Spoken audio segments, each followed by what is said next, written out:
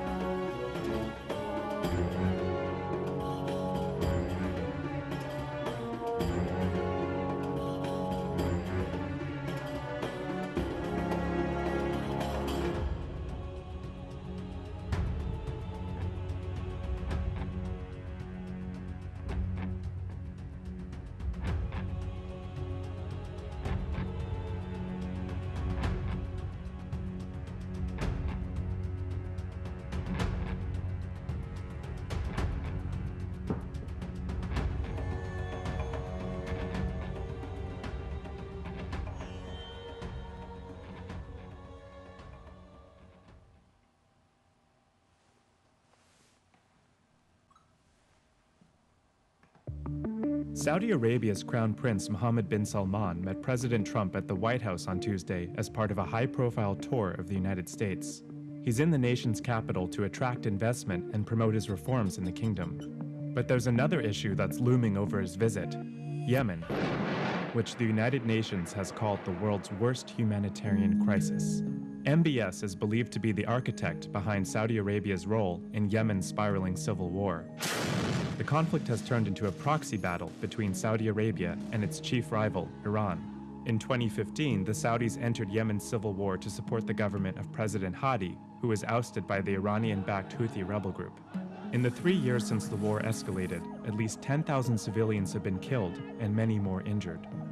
3 million people have been displaced. Years of Saudi-imposed blockades have led to dire food, medicine, and fuel shortages and contributed to the fastest-growing cholera epidemic ever recorded. So how is the United States involved? As a key ally, the U.S. military has supplied weapons and intelligence to the Saudi coalition. It's also provided mid-air refueling for coalition jets during their bombing runs. President Trump even boasted about U.S. arms sales to Saudi Arabia during his meeting with the Crown Prince. $3 billion, $533 million, $525 million. That's peanuts for you. Should have increased it. In November, Amnesty International determined that an American-made bomb was used in an airstrike that killed 16 civilians, including 7 children. Vice News spoke with some of the surviving victims. Human rights groups say the use of U.S. munitions could make the U.S. complicit in Saudi coalition war crimes. Human Rights Watch alone has documented almost 90 apparently unlawful coalition attacks, including many where the coalition used U.S. origin munitions. The coalition has repeatedly, indiscriminately, and disproportionately bombarded Yemeni civilians, markets, homes, hospitals, by continuing to sell weapons to Saudi Arabia, despite the fact that it is likely that those weapons will be used unlawfully in Yemen. The U.S. and U.S. officials are risking complicity. On Tuesday, as Saudi's Crown Prince tried to win over Washington, Congress took up the issue of U.S. involvement in Yemen. A bipartisan resolution was introduced by Independent Senator Bernie Sanders, Democrat Chris Murphy, and Republican Mike Lee. It called for the U.S. to withdraw its support for the Saudi coalition. The trio of legislators forced a vote in the Senate, invoking the Vietnam-era War Powers Act, which gives Congress the power to remove U.S. forces from foreign conflicts when it hasn't given authorization. But the Defense Department pushed back. In a letter to Congress, Secretary Mattis argued that the U.S. has only provided non-combat support for Saudi Arabia, and that a withdrawal would damage the U.S.-Saudi relationship. The Pentagon's argument didn't sway the bill's sponsors. We're helping a foreign power bomb its adversaries in multiple ways. If that doesn't include and amount to and itself constitute hostilities, then such words have lost their meaning. For Sanders, Lee, and Murphy, the resolution was also a way to restore power to Congress when it comes to authorizing the use of military force abroad. For far too long, Congress under Democratic and Republican administrations has abdicated its constitutional role in authorizing war. The time is long overdue for Congress to reassert that constitutional authority. Their effort was defeated in the Senate, but advocates say the debate itself was important for putting Yemen under the spotlight. Saudi Arabia pays attention when the U.S. makes comments on the Yemen war, when the U.S. threatens to withdraw support, when the U.S. threatens to suspend arms sales. The question is whether the U.S. and U.S. lawmakers are willing to use that pressure to really enact real change.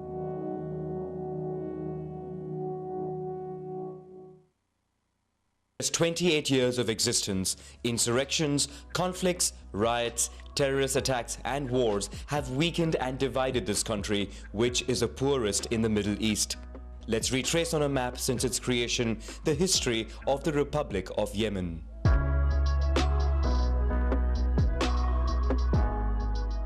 We begin in 1988 when Yemen was divided in two. In the south, there is the People's Democratic Republic of Yemen, whose capital is Aden. It is the only communist country in the Middle East, led by a single party and allied with the USSR. Although the country is vast, it is mostly desert and populated by approximately 2.5 million inhabitants. In the north, the Arab Republic of Yemen, with its capital Sana'a, is an Islamic state. The country has 7 million inhabitants and is more prosperous. As the Cold War draws to a close, the USSR is weakened, causing it to reduce financial aid to South Yemen. This pushes the country closer to its neighbor, paving the way for reunification talks.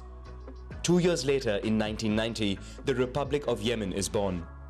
The former president of North Yemen, Ali Abdullah Saleh, who was already in power for 11 years, took the reins of the new country, while the former president of South Yemen, Ali Salem al-Bid, became vice president.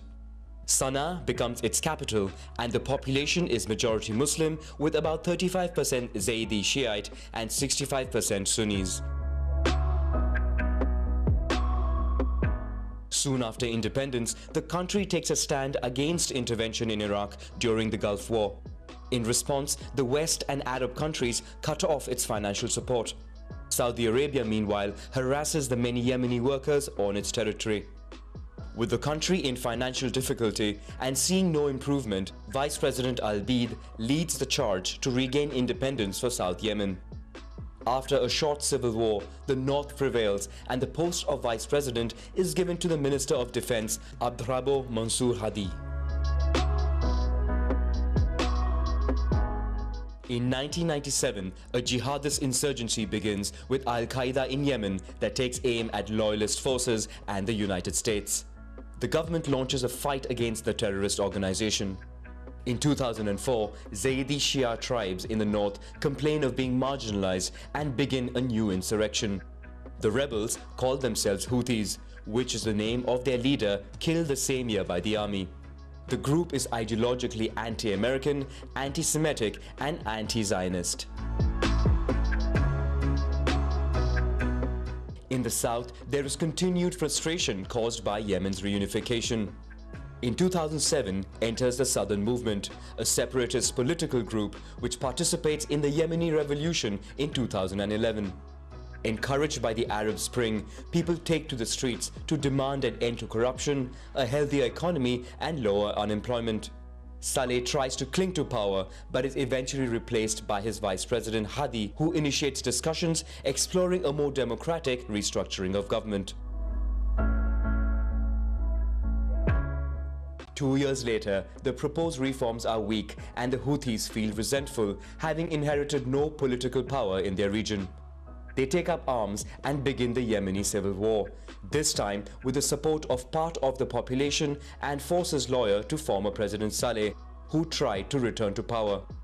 Together, they conquer Sana'a, forcing Hadi to flee to Aden and then to Saudi Arabia. The Gulf Cooperation Council condemns what it calls a coup.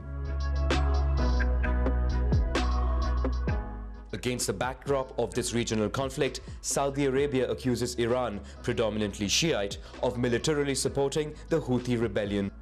In addition, the country does not want to see the Bab el-Mandeb Strait, the fourth most important global sea crossing point for oil, in rebel hands.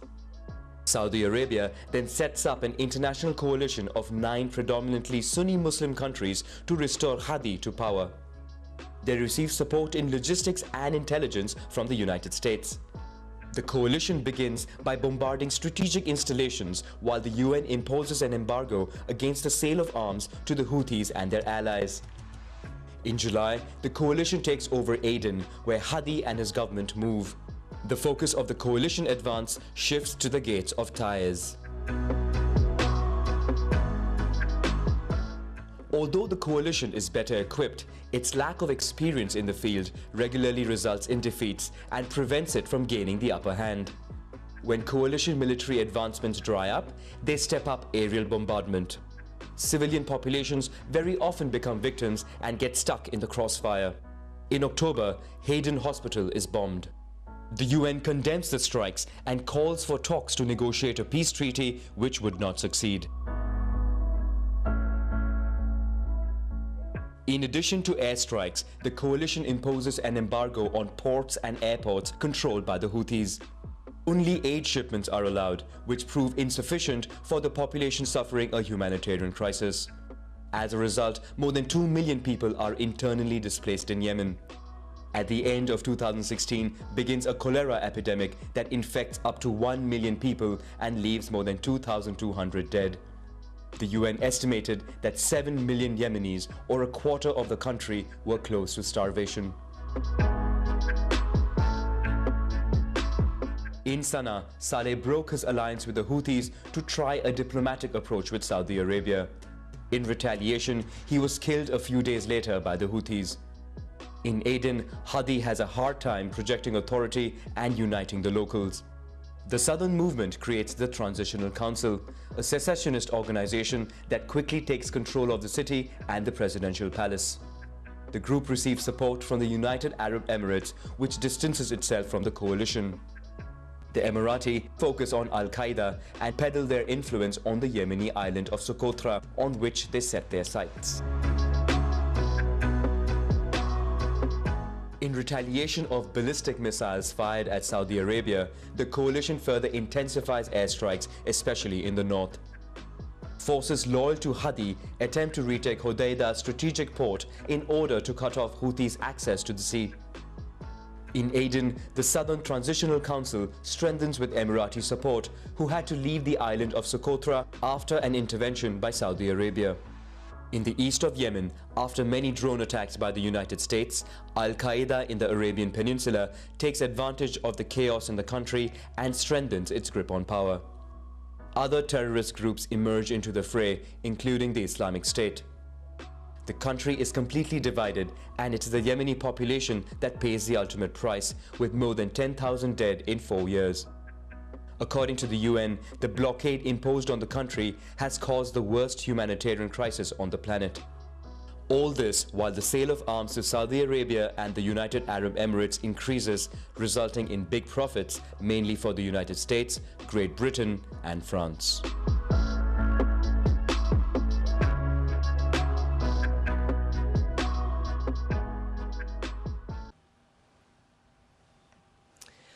Okay, so far it looks like Yemen and that area has been in conflict and struggle since the beginning of time. So that's interesting. I didn't know that.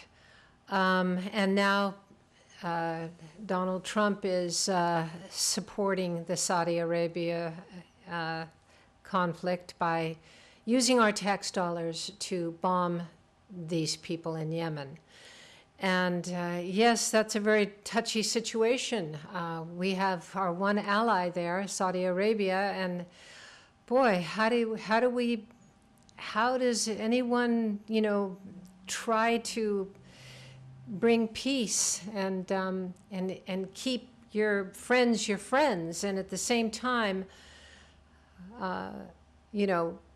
solve this problem? But solve it must be, and I think that's where we come in. We come in and we contact our Congress members, we contact Donald Trump, and we say, look, you have got to find a solution. In the meantime, you can't be using our tax dollars to bomb these people. We know that is right. We know we can't allow these people to starve to death. That's Nazi Germany. That's the Japanese during World War II that were causing plagues with the biological weapon program that they had that killed millions and millions of people that people don't even know about. But anyway, to go on, let's hear some solutions that might help you when you call your Congress member, and thanks for watching. She was a hero of the Arab Spring, but is she now helping or hurting efforts to stop the war in her own country? I'll ask Yemen's Nobel Peace Prize winner, Tawakkul Karman.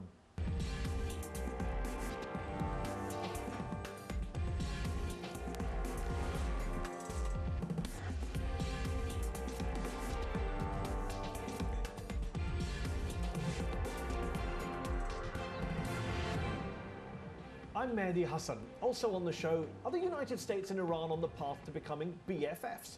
Should these two proud nations use the recent nuclear deal to try and bury the hatchet? That's our debate featuring a former director of the CIA who's compared Iran to Nazi Germany. But first, in 2011, Yemeni activist Tawakkul Karman became the first Arab woman to be awarded a Nobel Prize and the second youngest Nobel Peace Prize winner ever. Earlier this year, she was forced to flee Yemen after the country's Houthi rebels attacked her home. And she's kept up her opposition to them. But is she equally critical of the Saudi-led bombing campaign of her country? Joining me in the studio, this week's headliner, Tawakkul Karman.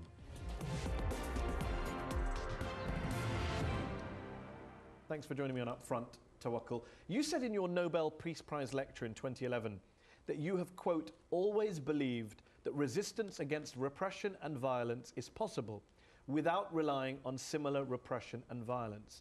Why then do you seem to be supporting the Saudi-led bombing campaign of your country, the poorest country in the Middle East, which has been going on now for more than 5 months?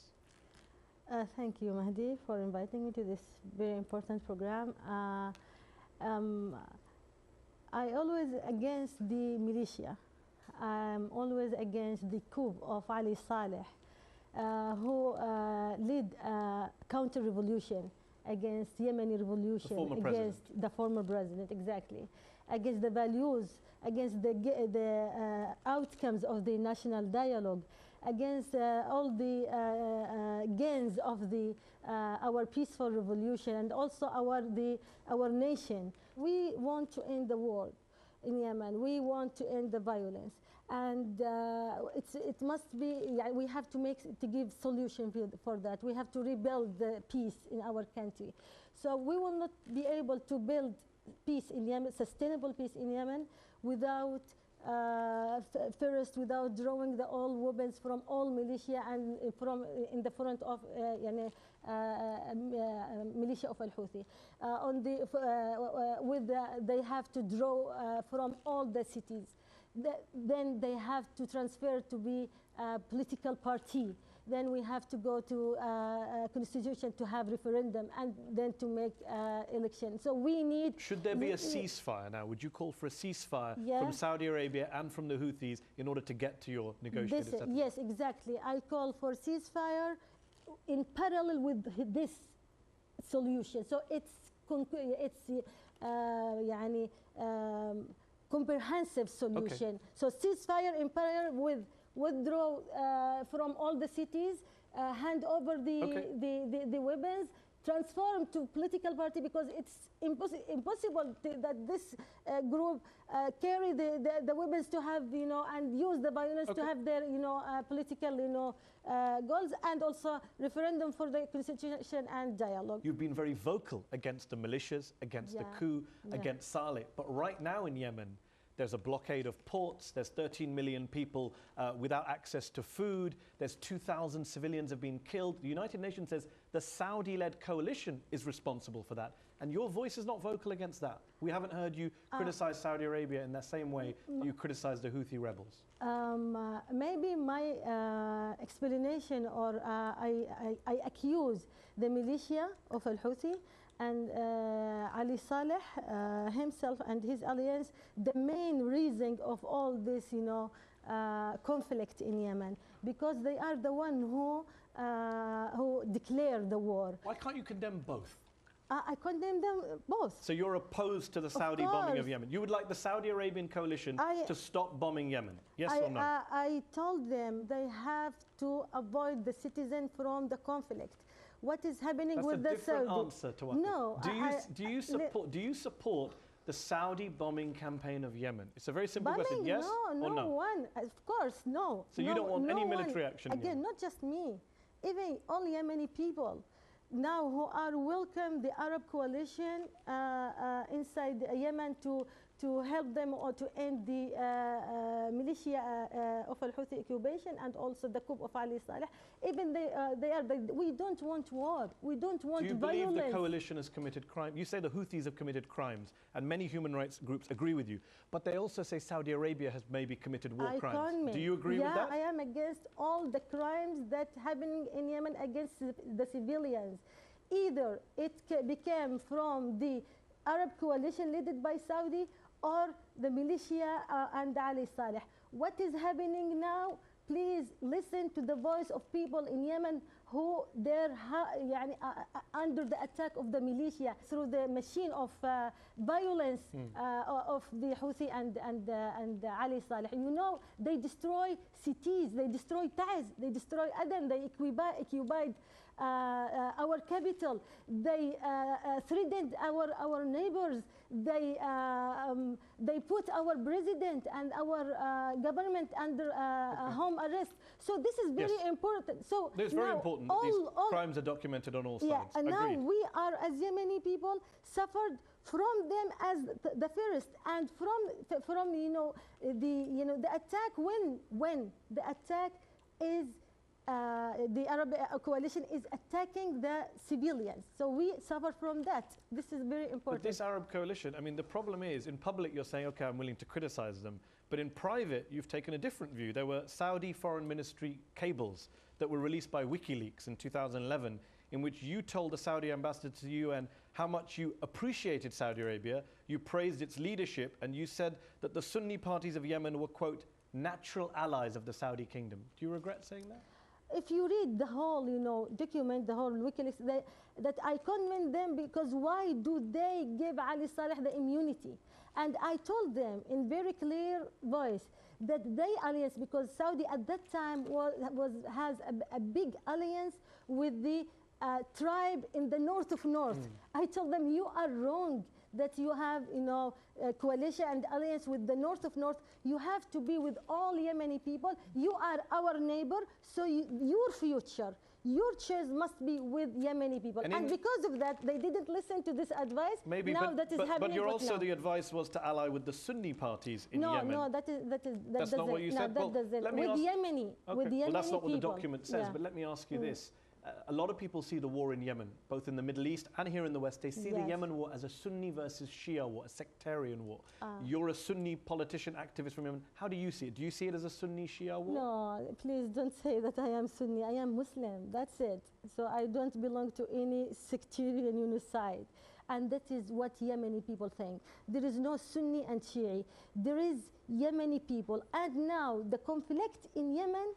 But when you tell Saudi Arabia we are your natural allies, when you say on Facebook there's a Persian occupation, that sounds quite sectarian from you. No, a lot of people, admirers of yours in the West, were surprised to hear you using this language. No, it is, and here again it's a Persian occupies, and this is not my. The Houthis are Yemeni, they're not Persian. No, they are the tool of Iran. They're not an indigenous Yemeni movement. No, again, they are the tool of Iran, and this is not something that I gave it from my own perspective. It is the statements of Iranian people. It is the statement of Jawad Zarif. It's a statement of the. I don't think Jawad Zarif has said that the Houthis are our tools. In fact, the U.S. government. Again, the U.S. government says Iran does not exert command and control over the Houthis in Yemen. That's what the U.S. government says. This is what they said before, but now they are talking about a big alliance between Iran and and. But is it a sectarian alliance? That's what I'm asking you. Is it a sectarian question? I said that Iran play bad role and want to make the war inside Yemen and inside all Arab Peninsula between Sunni and Shia. You're one of the Middle East's most prominent campaigners for women's rights. What role do you think women can play in the battle against extremism in the Middle East? Woman is the key for solving most of the problems in her society. If she decided to be upfront, so she must do something. And when woman decided to do something, she did. And that is what's happening in Arab Spring, and that is what's happening in our peaceful revolution. All women, when they decided to lead the demonstrations, to lead the change without taking any permission from men, any permission from government, any permission from religious, she be in the street and she led her society to the freedom. Because of that, women in Arab Spring could step down. Muammar al-Qaddafi and Mubarak and Ali Saleh and inshallah very soon Bashar al-Assad. What do you say to men in the Middle East who say women should need permission to come outside of their houses. They shouldn't be able to, say, drive cars in Saudi Arabia. They shouldn't be able to go to school in Afghanistan. What do you say to those men in some of those Muslim-majority societies who hold such views? I will tell them, shut up. Really, you should, know who you are. And you will not be able to, and all the problems, to men like this, I will tell them that all the problems came from you. All the solution came from us. Tawakkul Karman, thanks for joining me on Upfront.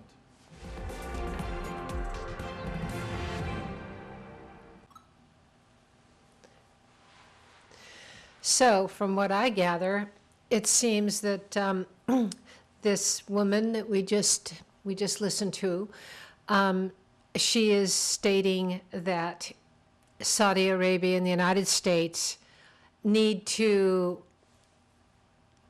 make sure they don't bomb civilian targets, that they just bomb the Houthis. And that's my take on it. And that seems reasonable enough, since the Houthis are the ones that apparently have sort of taken over. She's explaining that they've sort of taken over their society and they're fighting this war, and that's the problem. So that's my take on it. So what we could say to Congress is make sure, first of all, and that we demand that none of our weapons of war are given for this mass genocide, and very explicitly that if the war does have to continue, which obviously it will, it's not going to end right away, that the civilian targets are not utilized in any way. And that's going to be very difficult, but we got to start somewhere. So let's listen again to the Iranian FM outlines. There's 4 steps to solving crisis in Yemen. Let's hear what the Iranians have to say, how to stop this. Now, Iran's Foreign Minister Mohammad Javad Zarif explains the Islamic Republic's peace plan for crisis at Yemen. Take a listen. Since the first days of the crisis in Yemen, the Islamic Republic of Iran announced its 4-point solution for ending the conflict. The peace initiative included an immediate ceasefire, delivery of humanitarian aid, holding intra-Yemeni talks, and the establishment of an inclusive national unity government. We still believe this is the solution for the Yemen's crisis. In a TV interview, Zarif said that foreign-backed groups fighting in the Yemeni port city of Aden are tearing the country apart. He said Saudi Arabia and the United Arab Emirates should understand that their policies in the last 3 years, have led to nothing but hatred and bloodshed. The top Iranian diplomat emphasized that there is no other solution for the Yemeni crisis but the one suggested by the Islamic Republic.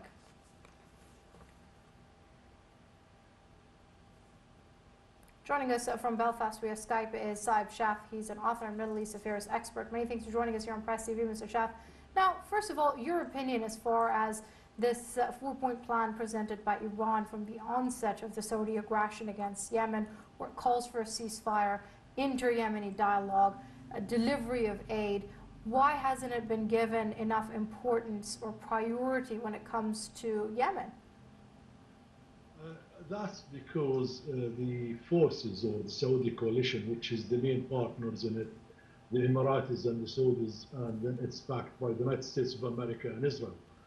They don't want to see Yemen as united, sovereign, independent states. For each one of them have their own reasons for that. It's manipulation, it's hegemony, it's kind of reasons.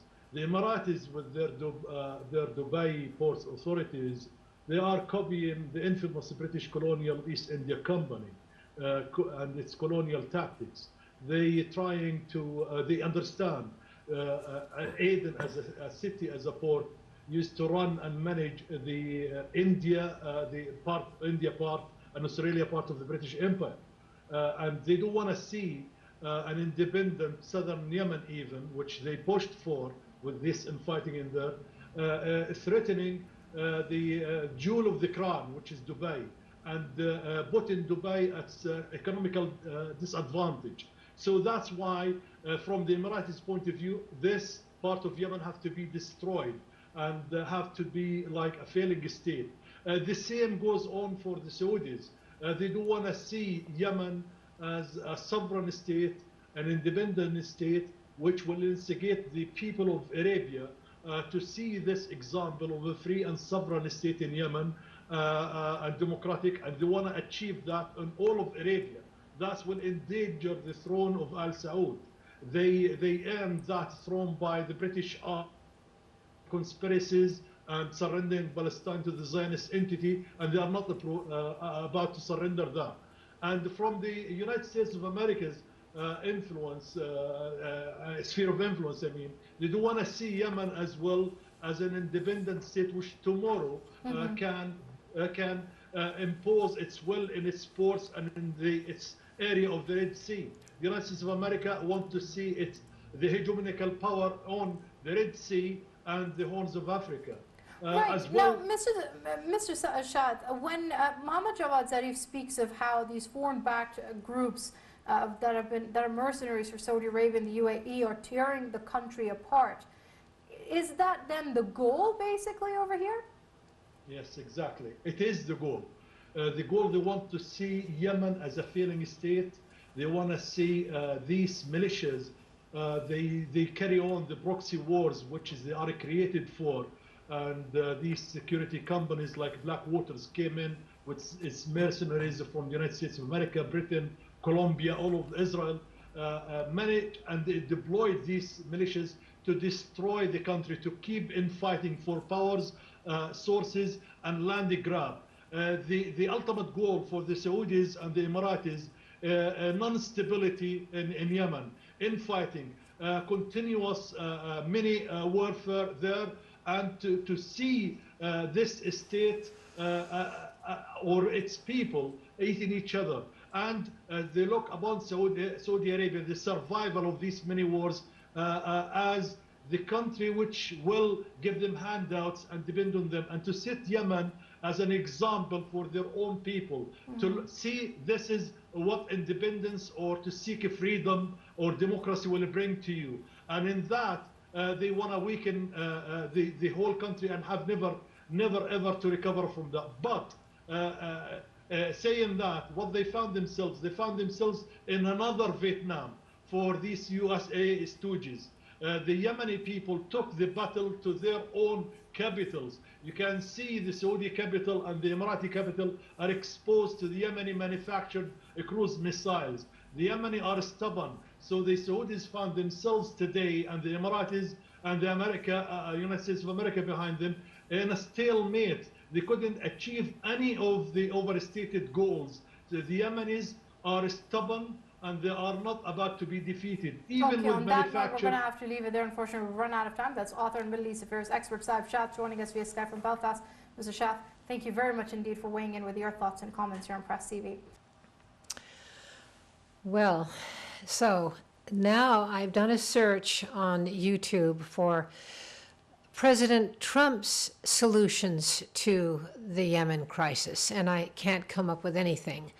What I have come up with is this meeting with the Prince of Saudi Arabia, and he's talking about all the billions of dollars that our tax dollars and what our weapons industry is going to give to Saudi Arabia as an ally in the Middle East.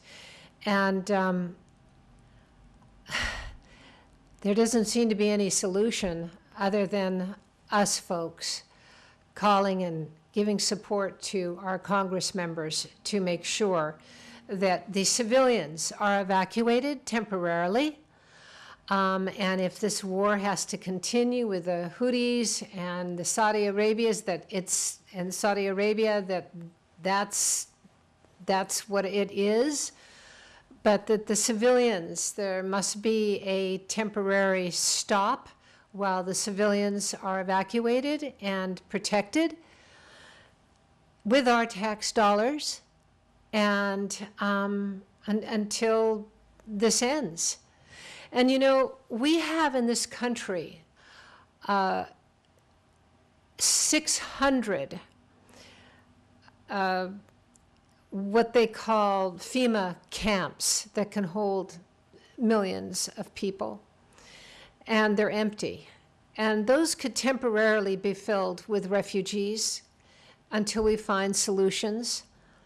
And we need to do that because we cause these wars with our oil consumption and our need to dominate with our democracy and our Republican, you know, democracy and the republic and all that. So if we're going to try to generate that kind of, how do you say, diplomacy across the world, then we have to be responsible for the disruption. We have to make sure that we take care of these people. And that's not being done. So I don't have any solutions, but if I were president, I would definitely start there. And instead, we have this president just talking about the billions of dollars in weaponry that they're giving to this ally. And I think we should stop that. So call President Trump and give him your peace of mind. And I think just by people getting involved, this greatly helps encourage our government to do the right thing. Thanks for watching. Thank you very much, everybody. It's a great honor to have the Crown Prince with us. Saudi Arabia has been a very great friend and a big purchaser of equipment and lots of other things, and one of the biggest investments in the United States is I guess it's your big investment, is buying stock in companies and various other things in the United States and creating jobs.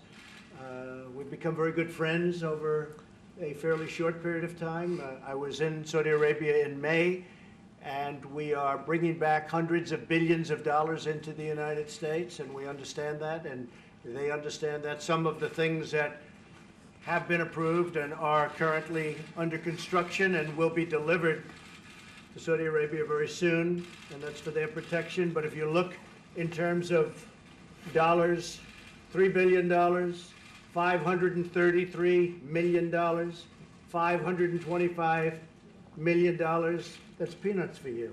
Should have increased it.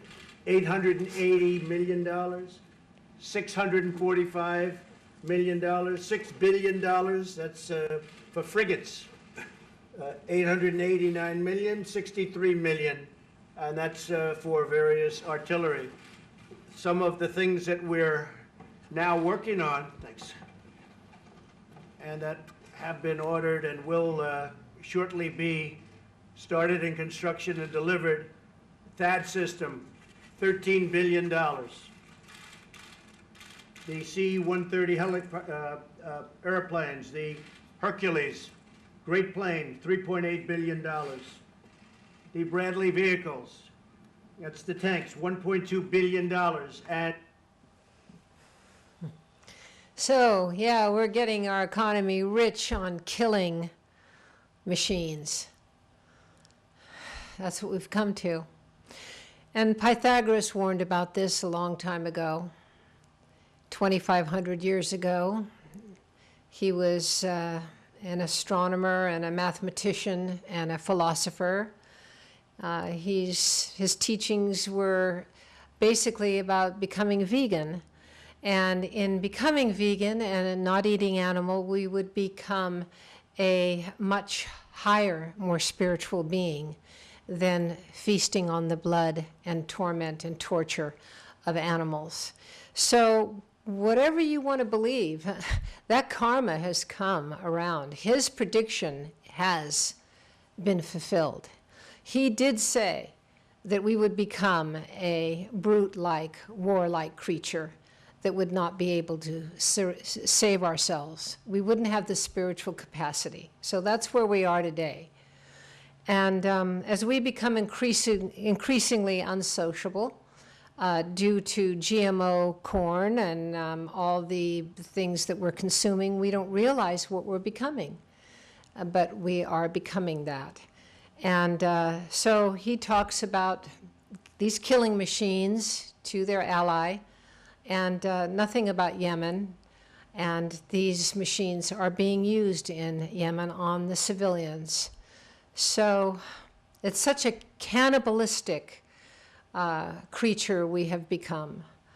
And the only thing you can do is contact your Congress members and Mr. Trump and protest this.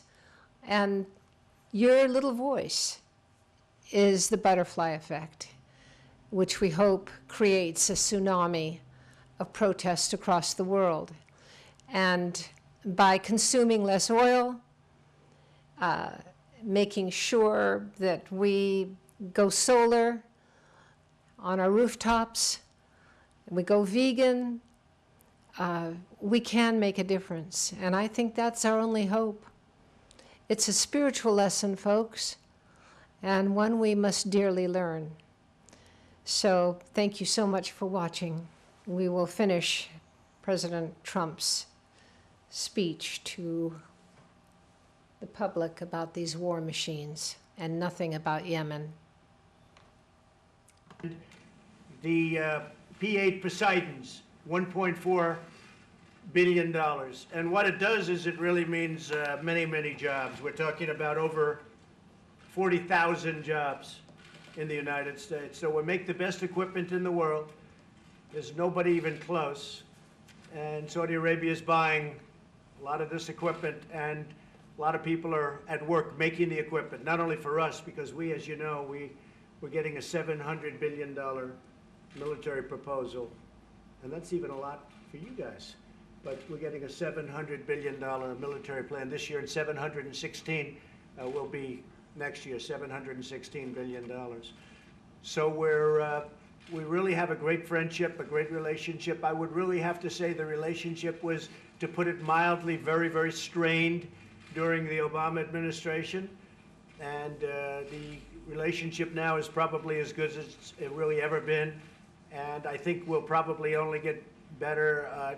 Tremendous investments made in our country, and that means jobs for our workers, jobs for our people. Also defense. We're talking about defense, and we're working very hard with Saudi Arabia, and they're also footing a big part of the bill for defense. The whole Middle East. We know what's happened in the Middle East, and it has not been a pretty picture for the United States or for anybody. And a lot of things are changing, and they're changing very rapidly. As you know, ISIS is now, we've recaptured almost 100% of the territory, as you probably have heard, before anybody. But we've captured close to 100% of the territory held by ISIS. And we've moved very rapidly, very quickly, and that's really coming to an end in that part of the world. It's coming to an end. And we'll be able to get out of certain areas that we've wanted to get out of for a long period of time. And other countries can handle it. At this point, they'll be able to handle it. So it's a great honor to have you and your representatives here. Crown Prince, thank you very much. Thank you for being here. Thank you, Mr. President. Actually, the relation between Saudi Arabia and the rest of America, it's an old relation. We are the oldest ally of the rest of America and the Middle East. Right. More than 80 years of alliance and big interest, politically, economically, and security in different area, and a lot of area. And the foundation of the relation, it's really huge and really deep in different issue. We know that today the relation, it's the cause of more than 4 million jobs in the US of America, directly and indirectly. Also, it's a cause for a lot of jobs in Saudi Arabia, directly and non-directly. And as you know, Mr. President, from day one, you've reached this office. We've planned to tackle $200 billion US of opportunity in the next 4 years, but it end up with $400 billion US of opportunities. You've talked today, Mr. President, about the military deals. The implementation in it's more than 30%, and also the implementation overall in the $400 billion US of opportunity, more than 35%. Right. We planned this for the next 10 years, but it happens in 1 year we implement the 35%. So this is a signal that there is a lot of things could be tackled in the close future and more opportunities, and that's why we are here today to be sure that we've tackles all the opportunities and achieve it, and also get rid of all the threats facing our both countries and the whole world. So I'm very glad to be here today. Well, that's right. And you know, one thing that you have been really focused on is the terrorism threat and the funding of terrorism. And whether it's Saudi Arabia or other countries, as we know, there will be no funding.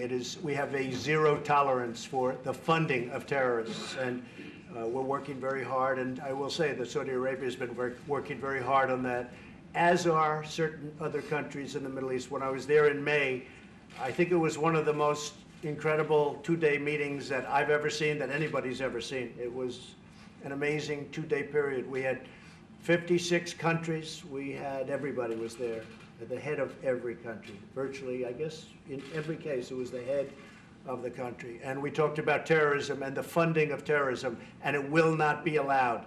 It will not be allowed. That would be the one thing that would end the relationship with any country. So I think there's a very big focus on that, the funding of terrorism, meaning it's over.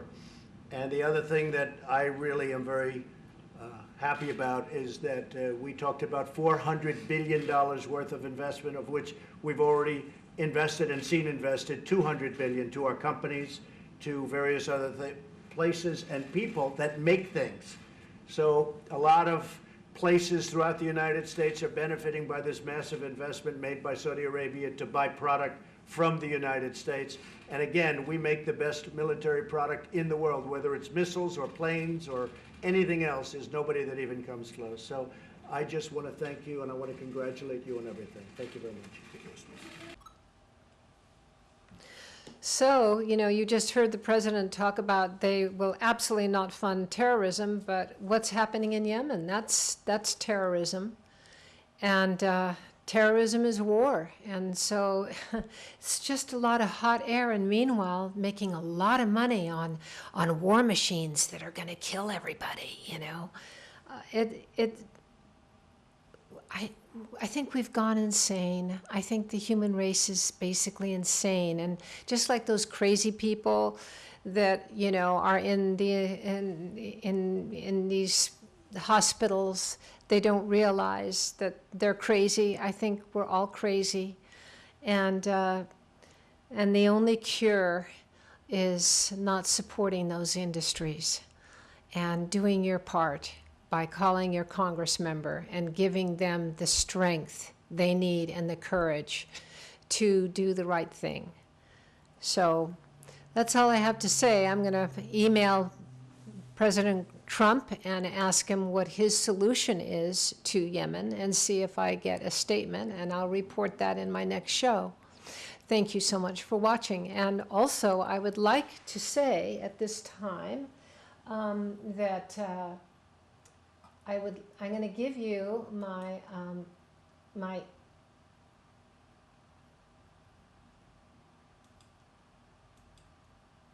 contact, Annie Griffin, and that's my phone number, 831-582-1705, or you can email me at meetamericatv-series@gmail.com and let me know how you felt about this program and what you did.